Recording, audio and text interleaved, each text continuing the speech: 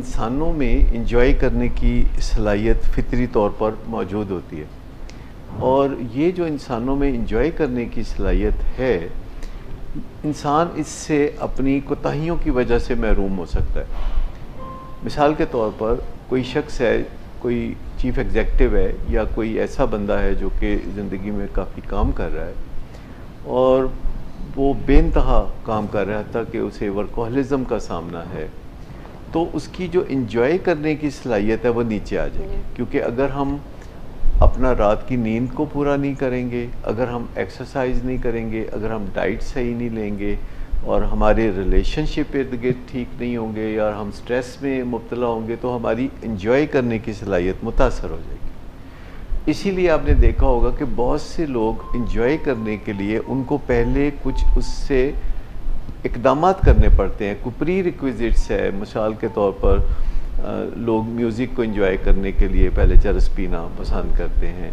या cricket match कोई television पे अगर देखना है तो उस मौके पे भी वो कोई पहले साथ नशा करना चाहेंगे। तो ये जो इंजॉयमेंट का तसव्वुर है, इसको थोड़ा समझने की ज़रूरत है। वो एक मैं मिसाल से समझाता हूँ। एक लड़की मुझे बता रही थी कि वो अपने मंगेतर के साथ सिनेमा देखने जा रही थी। ये आपके क्लाइंट थे? कोई यानी जिन्होंने मुझे बताया कि मैं इस तजर्बे में से गुज़री हूँ। तो वो सिनेमा जा रही थी अपने मंगेतर के साथ और उसके मंगेतर ने कहा कि ठहरो, मैं पहले थोड़ा सा सिगरेट पी लूँ चरस, फिर सिनेमा चलते हैं। तो उसने कहा कि सिगरेट क्यों पीना चाहते हो, सिनेमा जा रहे हैं तो सिनेमा चलते हैं।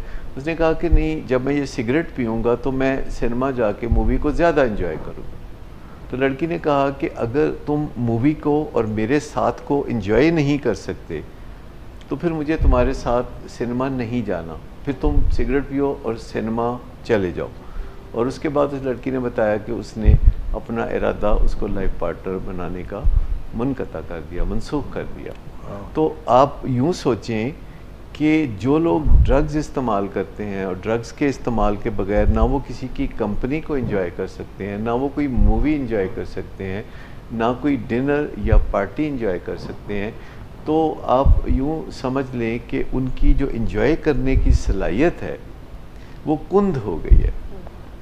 और उसको दोबारा थोड़ा सा शार्पन करने के लिए उनको केमिकल्स का सहारा लेना पड़ता है, जो दिन ब दिन ज़्यादा सहारा लेना पड़ता है पहले की निस्बत, और दिन ब दिन पहले की निस्बत कम इंजॉयमेंट फिर भी मैसर होती है। और फिर उनको एक से ज़्यादा दूसरा या तीसरा या चौथा नशा साथ मिलाना पड़ता है, और वो उनकी पोजीशन ऐसी हो जाती है जैसे वो किसी ऐसे एस्केलेटर पे सवार हैं और ऊपर की तरफ जाने की कोशिश कर रहे हैं जो कि एस्केलेटर बजाते खुद नीचे जा रहा है। तो इससे आप अंदाज़ा कर सकते हैं कि जो लोग भी नशा पसंद करते हैं वो भी नहीं जानते और वो अनकॉन्शियसली लोगों से ये सीख लेते हैं। उनको अच्छी तरह पता नहीं होता कि अगर वो अपना ख्याल रखें, अगर वो अपने लाइफस्टाइल को थोड़ा ठीक कर लें, तो वो नए सिरे से इंजॉयमेंट महसूस करने लगेंगे बग़ैर किसी ड्रग को अपने खून में शामिल किए और बग़ैर कोई रिस्क लिए।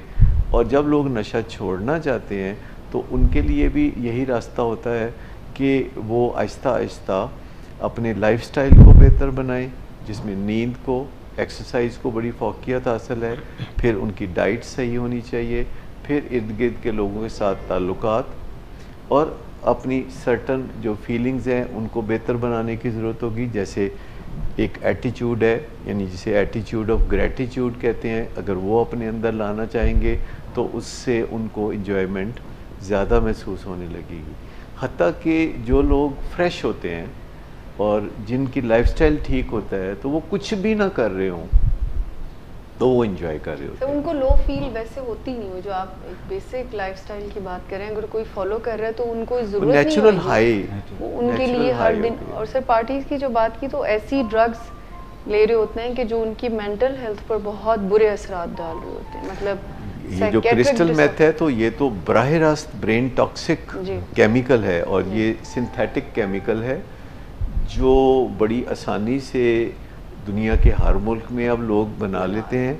और उसके लिए एक छोटी सी जगह जिसे लेबॉर्ट्री का नाम दिया जाता है, और उसमें ये ख़तरनाक तरीके से केमिकल्स को मिलाप देते हैं और क्रिस्टल मेथ इस तरह तैयार होती है जिसमें ज़रा सी गलती से धमाका भी हो सकता है। और ऐसे केमिकल उसमें इस्तेमाल होते हैं जो कि दूसरी ऐसी अद्वियात के अंदर इस्तेमाल होने वाले केमिकल है, जैसे एफिड्रीन या सूडो एफिड्रीन, जो कि खांसी नज़ला ज़ुकाम के शरबतों में इस्तेमाल होता है कसरत से। तो उसी का रॉ मटेरियल चुरा के इस बदनामे ज़माना केमिकल की तैयारी में इस्तेमाल किया जाता है। और कराची, लाहौर, इस्लामाबाद, पेशावर, जहाँ जहाँ आप तसव्वुर कर सकते हैं, आप यूँ समझें कि ये क्रिस्टल मेथ की तैयारी जारी है और नौजवानों को इसकी लत लगाई जाती है। नौजवान जो बोर महसूस करते हैं अपने आप को और खुशियों से महरूम समझते हैं, डिसअपॉइंटेड होते हैं, या सादा लफ्ज़ों में नाशुक्रे होते हैं, ख़ास तौर पर जिनके घरों में अल्लाह ने हर किस्म की आसाइश दी होती है, जिनको हर चीज़ एक आवाज़ पे मिल जाती है, तो फिर भी वो बहुत बोर हो जाते हैं। तो इसका एक फैक्टर ये भी हो सकता है कि उनकी लाइफ में कुछ ऐसे है ही नहीं गोल जिसको वो अचीव करें, दे ऑलरेडी हैव एवरीथिंग, और फिर उनको बोरियत फील होती है। जिसकी ज़िंदगी में चैलेंज नहीं है उसकी ज़िंदगी में फिर बोरियत आएगी।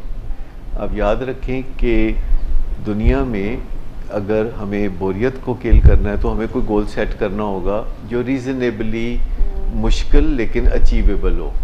जब तक हम कंफर्ट जोन से नहीं निकलते तो तब तक हम कंफर्ट को भी इंजॉय नहीं कर सकते। अगर हम मुसलसल कंफर्ट जोन में रहते हैं तो भी हमारी इंजॉयमेंट नीचे आने लगती है, क्योंकि हमारे दिमाग की बनावट ऐसी है कि वो यकसानियत को महसूस करना छोड़ देता है। तो उसके अंदर चेंज लाना बहुत ज़रूरी है कि हम कंफर्ट जोन में रहें और फिर कंफर्ट जोन से बाहर आएँ, फिर कंफर्ट जोन से वापस हम कंफर्ट जोन में आएंगे तो हम नए सिरे से उसको इंजॉय करेंगे। तो ज़िंदगी को इंजॉय करने का तरीका ही यही है कि आप अल्टरनेट करें बिटवीन कंफर्ट जोन और फिर कंफर्ट जोन से बाहर, और फिर आप वापस कंफर्ट जोन में आते हैं। जैसे अगर आप सारा दिन अपने घर में बैठे रहें, जैसे कि लॉकडाउन में लोग बैठे रहे, तो वो बहुत बोर हो जाते हैं। और अगर हम सुबह घर से निकलते हैं कामकाज के लिए और चैलेंजेस को फेस करते हैं, तो शाम को घर आते हुए हमें बहुत अच्छा महसूस होता है। या कुछ दिनों के लिए जब हम घर से बाहर वेकेशन पे जाते हैं तो वापस घर आते हुए हमें बहुत खुशी महसूस होती है। लेकिन अगर कोई शख्स घर में ही रहे, जैसे वर्क फ्रॉम होम मजबूरी में किया जाता है, तो घर काट खाने को दौड़ने लगता है। हमारा दिमाग यकसानियत को कोई बहुत ज़्यादा देर तक बर्दाश्त नहीं कर सकता। सो मंज़रनामा हमारे इर्द गिर्द भी बदलता रहे और मंज़रनामा हमारे अंदर भी बदलता रहे, तो इससे हमारी इंजॉय करने की सलाहियत बरकरार रहती है।